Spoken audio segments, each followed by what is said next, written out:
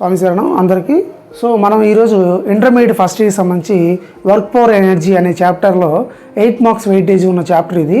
Already దీంట్లో collision అనే question మనం చెప్పుకున్నాం.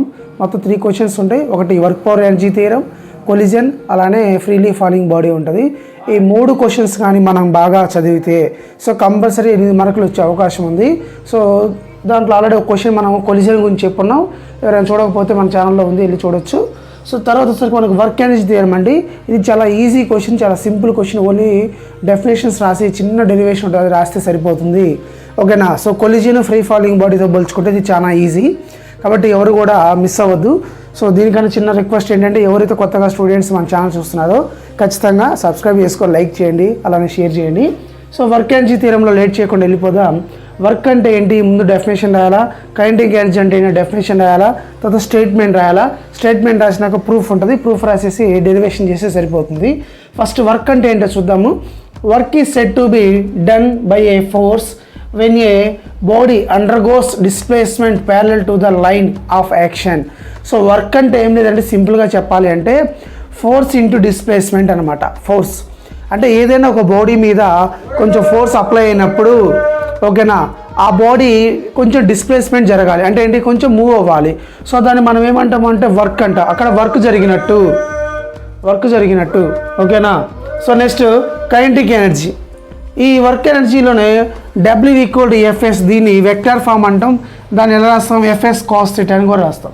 సో ఏదైనా ఒక బాడీ ఇలా తీసుకున్నప్పుడు, సో ఈ డిస్ప్లేస్మెంట్లో ఇక్కడ ఫోర్స్ అప్లై అయినప్పుడు, సో ఇక్కడ దీని యొక్క డిస్ప్లేస్మెంట్ చేంజ్ అయితే దాన్ని మనం ఇక్కడ వర్క్ జరిగిందని చెప్తాం, గుర్తుపెట్టుకోవాలి.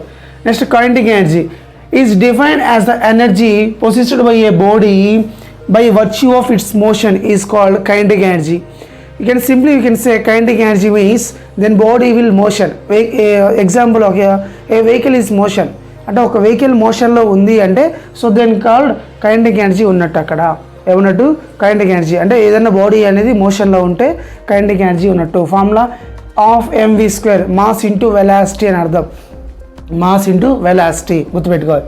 Statement, work energy theorem statement ఏంటి అంటే the work done on a particle by net force is equal to the change in it's kinetic energy. So అంటే మన నెట్ ఫోర్స్ అనేది దేనికి ఈక్వల్గా ఉండాలంటే కైనెటిక్ ఎనర్జీని చేంజ్ చేస్తూ ఉండాలి. ఈ రెండింటి మనం కూడా ఈక్వల్ చేస్తాం. అలానే ప్రూఫ్ ఏంటి అంటే కన్సిడర్ ఏ పార్టికల్ మాస్ m, ఒక పార్టికల్ కన్సిడర్ చేసుకోవాలి, అది దాని యొక్క mass m, moving with initial velocity, move అవుతుంది ఎంత వెలాసిటీ, ఇనిషియల్ వెలాసిటీ u అనమాట. అలానే constant net force f, net force అనేది f అనే ఫోర్స్ అప్లై అవుతుంది. యూనిఫామ్ ఎగ్జలేషన్, ఆ బాడీకి ఎగ్జలేషన్ ఎలా ఉంది, యూనిఫామ్గా ఉంది. అటైన్ వెలాసిటీ అంటే final velocity, so v after t seconds. ఇదంతా కూడా ఇప్పుడు t సెకండ్స్ అంటే ఒక టైం తర్వాత, ఆ టైంని మనం t అంటున్నాం. Let s be the displacement, ఆ బాడీ జరిగింది కదా, ఎంత డిస్ప్లేస్మెంట్, s అనే డిస్ప్లేస్మెంట్ జరిగింది. సో ఫ్రమ్ ఈక్వేషన్ మనం దాని నుంచి కైనెటిక్ ఈక్వేషన్స్ ఉన్నాయి కదండి, దాని నుంచి third equation v² - e² = 2as. ఈ ఈక్వేషన్ నుంచి మనం డెరివేషన్ అనేది ప్రూవ్ చేస్తాం. సో అంటే final minus initial equal to work అని చూపించాలి. అదేంటో ఒకసారి చూద్దాం. ఇదంతా కూడా వీడియో పుష్ చేసుకొని మ్యాటర్ కావాలంటే రాసుకోండి, ఓకేనా. సో ఇప్పుడు మనము ఏ విధంగా చేయాలి అనేది ఒకసారి చూద్దాం.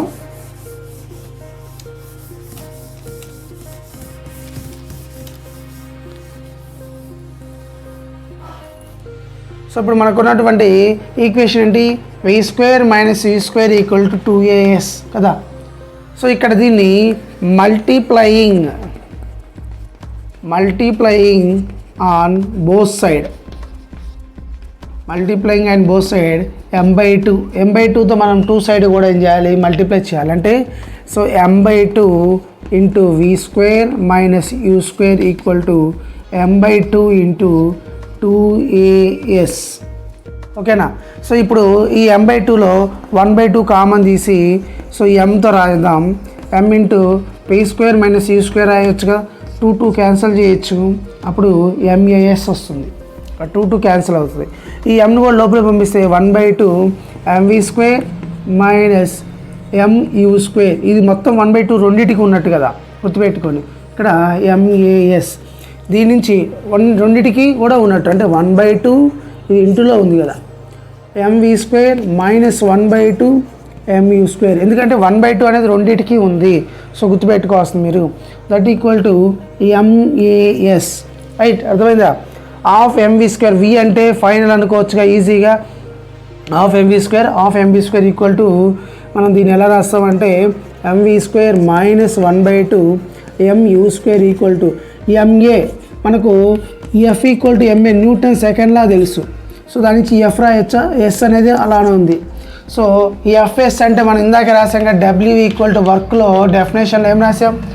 W ఈక్వల్ టు FS అని రాసాం. అంటే ఈ మొత్తం బదులు మనం W రాయొచ్చా? రైట్, ఒకసారి చూడండి.